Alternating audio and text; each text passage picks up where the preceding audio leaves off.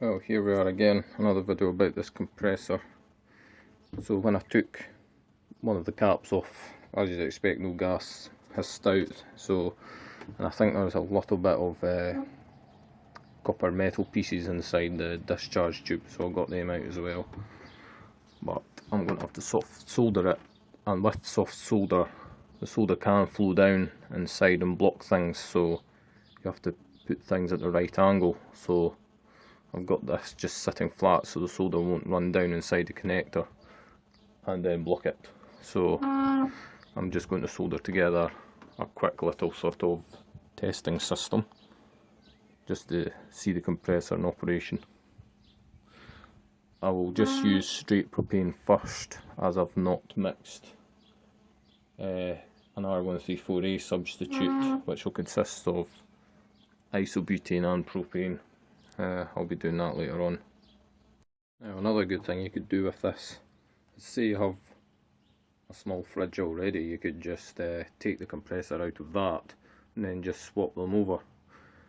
And then for about, I think it was £120, that was including the postage as well, £120 in total, you could have quite a large 12 volt fridge.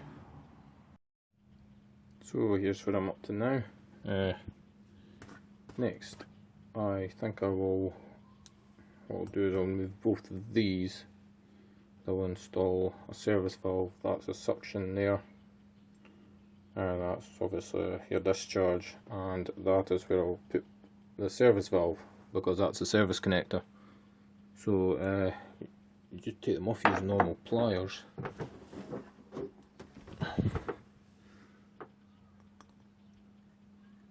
Being careful not to let crap get down inside it.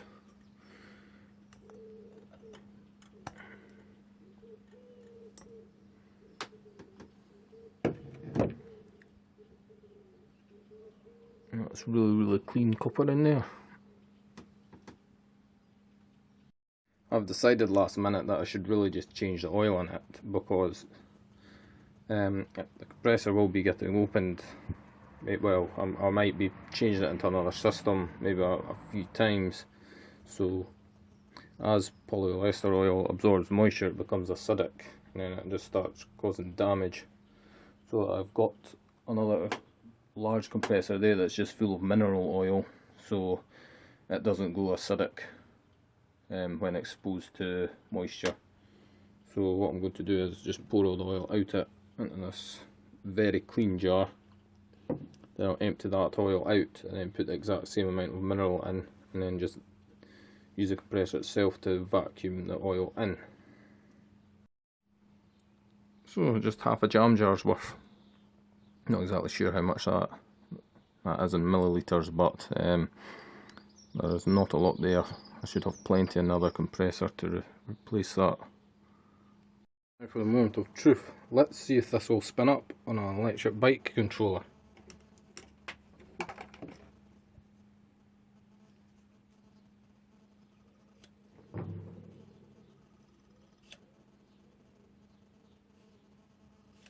I don't know if that is working or not. Yes, it is, because I could feel the air coming out the other side, so that is working. It's extremely quiet anyway.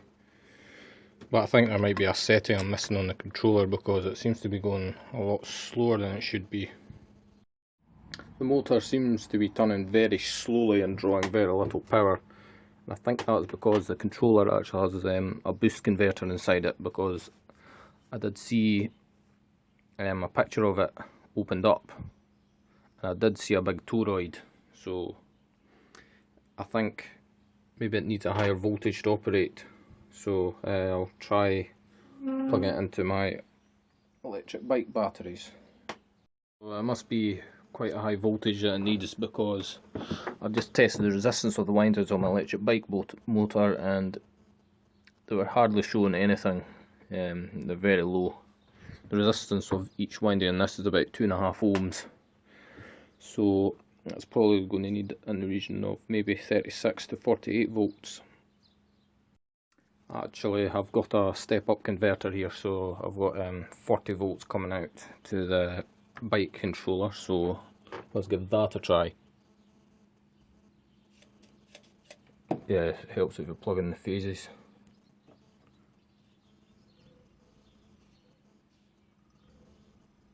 Yeah, it's running a little bit faster. Only drawing 24 watts there. Right, to get some decent speed I've had to step the DC voltage up to just 55 volts. I could probably put it higher, but the watt meter can only take 60 before it gives out the magic smoke. So let's have a listen now.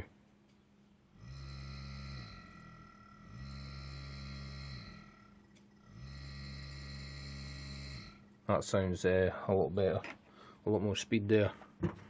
Just see how many watts that's consuming under no load.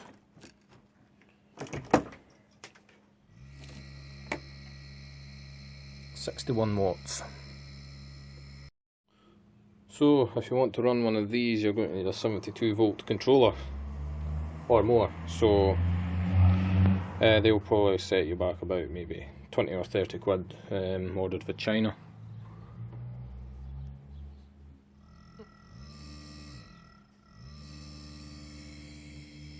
But you'll also need to find a way that you can maybe control it, because these controllers use a varying voltage to their throttle input. I think between 0 and 5 volts. But you could probably replace that throttle with a potentiometer. So I'm just going to pull a vacuum on it and then put some propane in it. And that is propane. I removed the odorant from it, so it's just propane itself, so it doesn't stink. Okay, now that I've got some refrigerant in it, we'll just power it up a bit. I don't have the watt meter on it because the voltage is too high, but I think it's drawing about 3 amps. Got an amp meter up there. So I'll just let it run for a little while and see if it can freeze water at all. So it's been running for a good few minutes now, and it's freezing the water, making a big lump of ice. So it's working not too bad. It's not even as powerful as this compressor here, which is just a single phase one, a standard one out of the fridge. But it should still be a bit better once I mix up my hydrocarbon refrigerant for it. But it is very, very quiet.